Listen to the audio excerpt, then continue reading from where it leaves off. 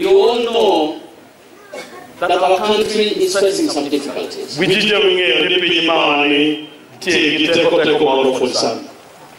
It imposes a duty on us Christians and all religious people to do something. We should pray. We should intercede so that the Almighty God can turn and help us. We have come this far. We cannot go backwards. So I urge you people of West Kadamas to join the people of this country.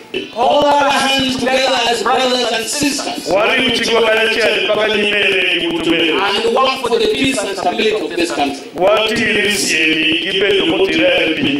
That's the message I leave with you today.